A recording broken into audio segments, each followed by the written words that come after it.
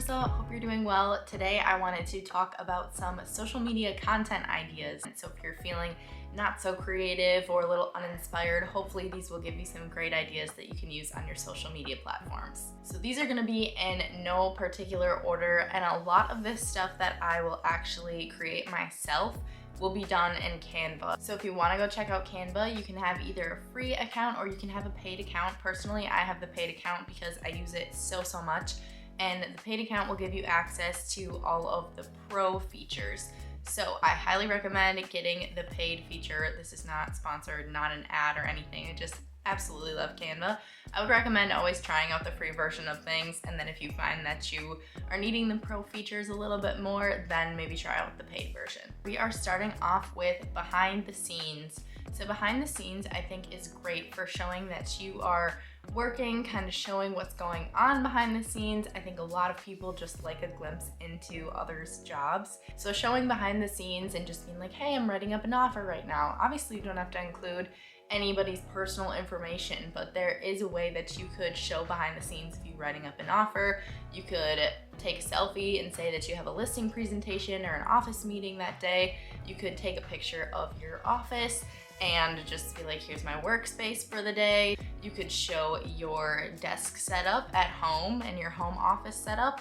There are lots of different ways that you can show behind the scenes. These always have really good engagement for myself personally, because like I said, I think people are just very interested in what everyone is actually doing at their jobs, and they kind of like to see how you're working and what your day looks like. Next is tips for buyers, sellers, and homeowners. So I think it's very important to capture all three and not just buyers, not just sellers, not just buyers and sellers. I think it's important to provide value to your current homeowners as well. Personally, I have not seen a ton of engagement from these, but I think if you do them in a different format, like a video, a reel, a TikTok, I think you might get a little more engagement, because I will show you on the screen, obviously, examples of my tips for buyers, sellers, homeowners. And while I think that they look pretty, I think that they're very easy to scroll past. So just an idea, I think it just provides value for them. It lets the buyers and sellers know about the process of buying or selling your home. It is still important to talk about, but maybe rethink the way that you present it. Another idea for your content is activity posts. So if you have a new listing or an accepted offer, obviously that is very important to post. There are tons of different ways that you can do this. You can have it animated, you can do a video, you can do just a picture post. But I think these are very important for building trust among your audience, because if you're never posting when you have a new listing, or you're never posting when you have an accepted offer, how do people really know that you're actually selling anything or getting anything done? So I think it's very important to post for every single one of these. I think that the captions too can say a lot. Instead of just saying congratulations to my clients, maybe you want to go a little behind the scenes and tell a story about something interesting, something funny that happened during the transaction, to keep people really tied into that. I always try to take pictures of my buyers at the final walkthrough in front of the house with a sold sign, or just them, so that I can post that for the closing, because people like seeing others' faces. It is proven to get more engagement.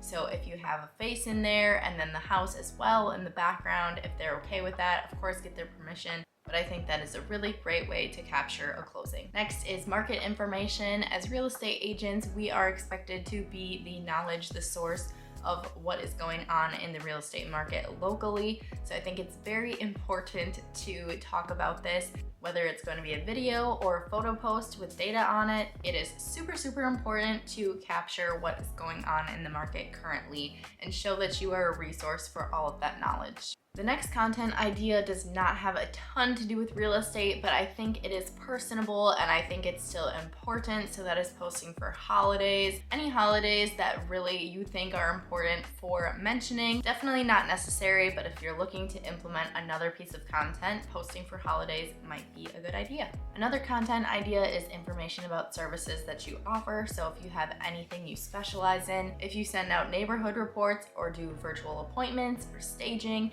you might want to post about that as well, because it is just further proving your value as a real estate agent. It's just another thing that you can talk about and educate the public about. So I think that information about services you offer above and beyond any other real estate agent are very important to point out. Next are snippets into your personal life. So I truly believe that as a real estate agent, you are kind of selling yourself.